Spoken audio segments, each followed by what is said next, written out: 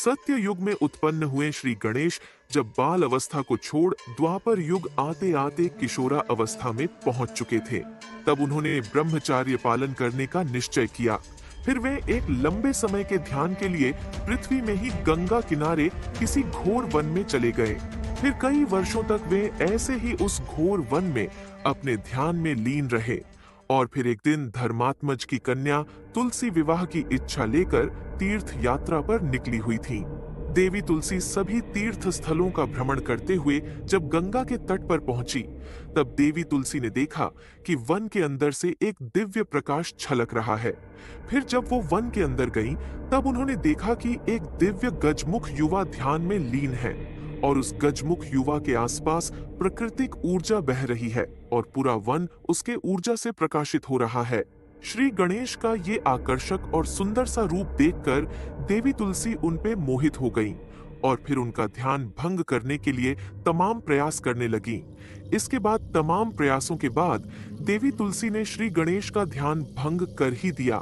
ध्यान भंग होते ही श्री गणेश देवी तुलसी से काफी रुष्ट हुए और इसे अव्यवहार्य और अशुभ बताया, जिसके बाद देवी तुलसी ने सीधा श्री गणेश के पास अपने विवाह का प्रस्ताव रख दिया।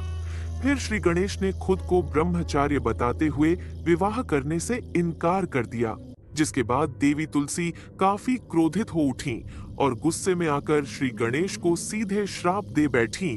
कि आज तो वो खुद को ब्रह्मचारी बताकर उनके विवाह प्रस्ताव को ठुकरा रहे हैं, लेकिन निकट भविष्य में एक ऐसा समय भी आएगा जब उन्हें एक नहीं बल्कि दो विवाह करने होंगे। इसके बाद श्री गणेश ने फिर से कई वर्षों तक ध्यान में लीन रहकर अपनी साधना पूरी की और साधना पूरी होते ही अपने घर कैलाश को लौट गए। कैलाश वापस आने के कुछ वर्षों बाद श्री गणेश के अंदर धीरे धीरे विवाह करने की इच्छा जागृत होने लगी और एक दिन महादेव ने देवी पार्वती के सामने अपने दोनों पुत्रों के विवाह की इच्छा प्रकट की, जिसके बाद देवी पार्वती ने भी अपने दोनों पुत्रों के शादी के लिए सहमति जताई। पर महादेव के मन में कुछ और ही चल रहा था, क्योंकि महादेव बिना परीक्षा लिए किसी भी चीज का निर्णय यूं ही नहीं कर लेते। फिर एक दिन महादेव ने अपने दोनों पुत्रों कार्तिकेय और गणेश की संसार चक्र की परीक्षा ली, जिसके दौरान कार्तिकेय तो अपने मयूर में सवार संसार का चक्र लगाने निकल पड़े और वहीं श्री गणेश ने अपने बुद्धि का सदुपयोग करते हुए मुश्क पर बैठ अपने माता पिता के 3 चक्र लगा लिए और साबित कर दिया कि उनके लिए उनका संसार अपने माता पिता ही है। जिसके बाद पिता महादेव और माता पार्वती ने अपने लाडले पुत्र श्री गणेश के लिए सुकन्या ढूंढना शुरू कर दिया। तमाम देवी देवताओं के पास श्री गणेश का रिश्ता जाने लगा, पर जब भी वे अपने पुत्री के लिए श्री गणेश को देखने आते,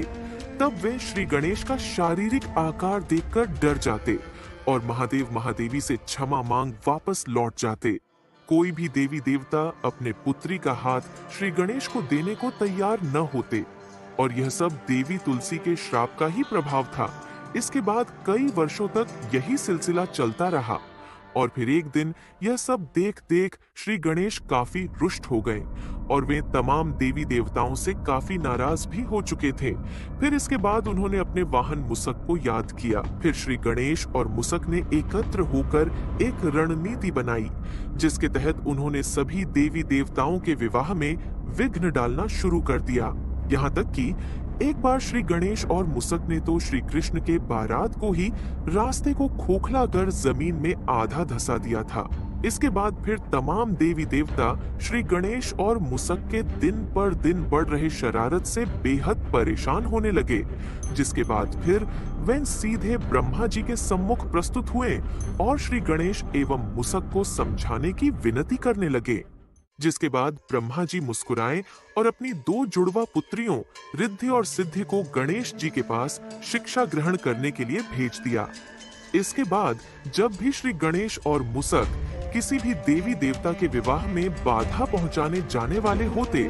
उसी समय रिद्धि और सिद्धि उनसे कोई प्रश्न पूछ लेती, जिससे कि श्री गणेश और मुसक का ध्यान भटक जाता और फिर देवता खुशी खुशी अपनी शादी को संपन्न कर लेते। पर एक दिन श्री गणेश को यह ज्ञात हो गया कि रिद्धि और सिद्धि उनके कार्य को बाधित कर रही है। फिर एक दिन श्री गणेश और मुसक चुपके से किसी देवता के विवाह को फिर से बाधित करने निकल पड़े, जिसके बारे में रिद्धि और सिद्धि को भनक लगी